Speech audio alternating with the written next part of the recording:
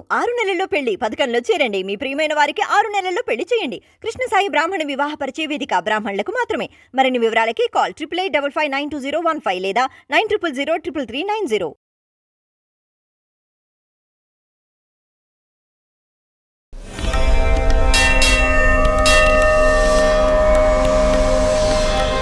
కార్తీక సోమవారములు కదా.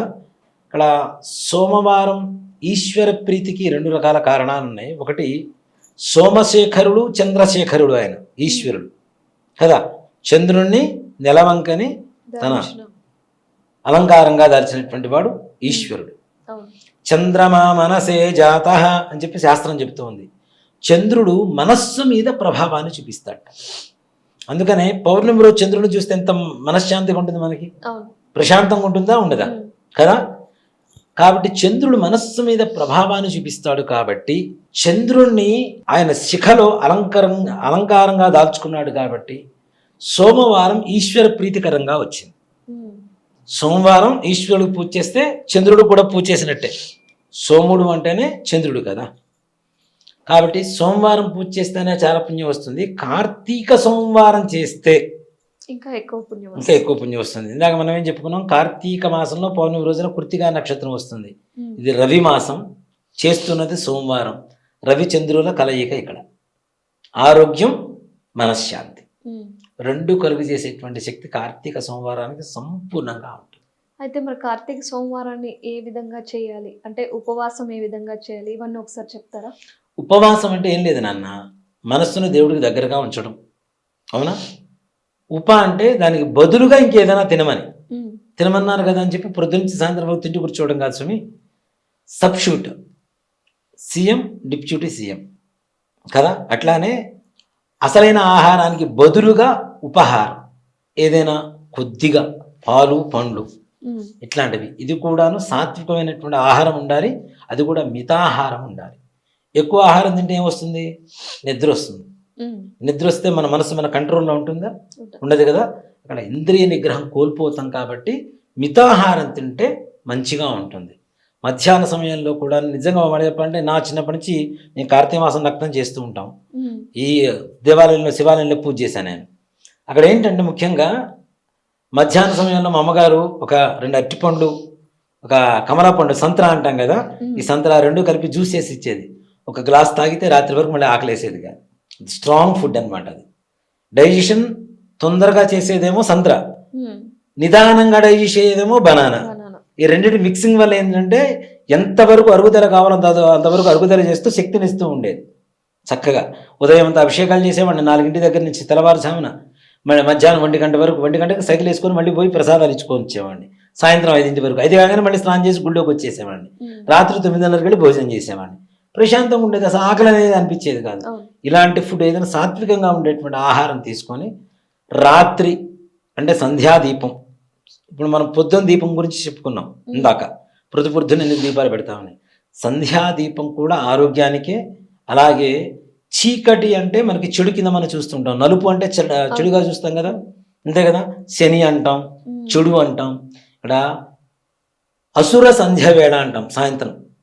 అసురులు అంటే ఎవరు?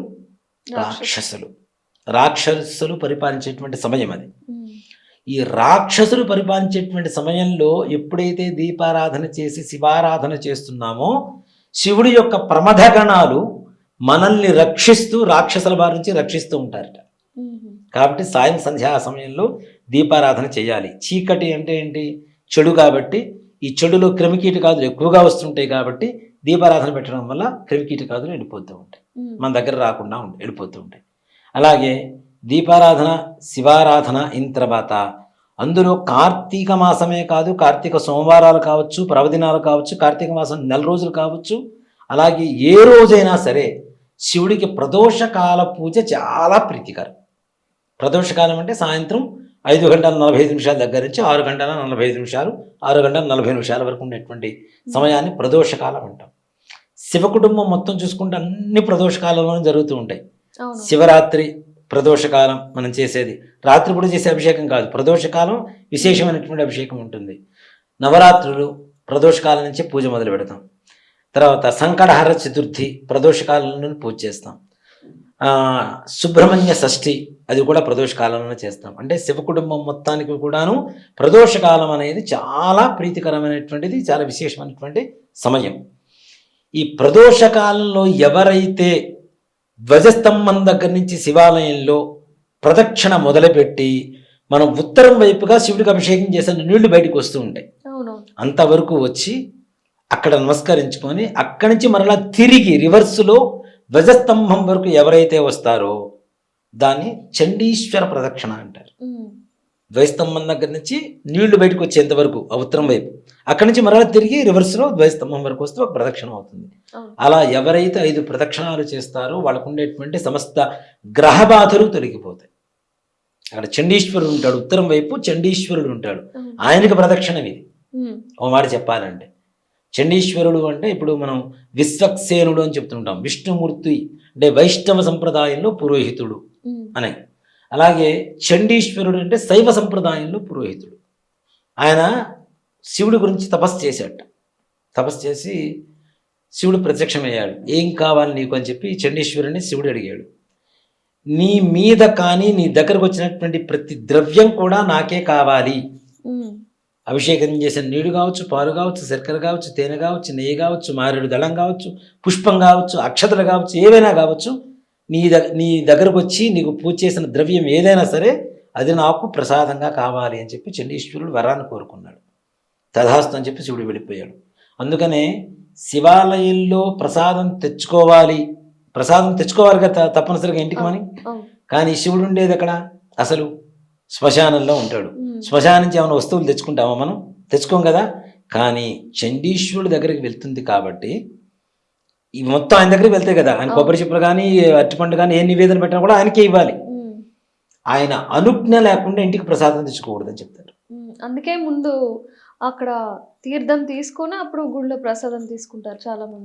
తీర్థం తీసుకొని ఆయన దగ్గరికి వెళ్ళి 2 సార్లు 2 చిటికలు వేసి ఆయనకు చూపించి నేను తీసుకెళ్తున్నాను ఆయన నన్ను అనుగ్రహించు అని చెప్పి ఆయన దగ్గర అనుజ్ఞ తీసుకొని అప్పుడు తీర్థ ప్రసాదాలు స్వీకరించారట. అంత గొప్ప ఆయన చండీశ్వరుడు. ప్రదోష కాలంలో ఎవరైతే చండీశ్వర ప్రదక్షిణ చేస్తారో వారికి సమస్త శత్రుబాధలు, రుణబాధలు, గ్రహ బాధలు అన్నీ తొలగిపోతాయి. ఈ విధంగా సోమవారం ప్రదక్షిణాలు చేసుకొని ఈశ్వర ఆరాధన చేసుకొని సాయంకాలంలో చక్కగా భోజనం చేయవచ్చు. అది కూడా సోమవారం ఉపవాసం అయిపోతుంది.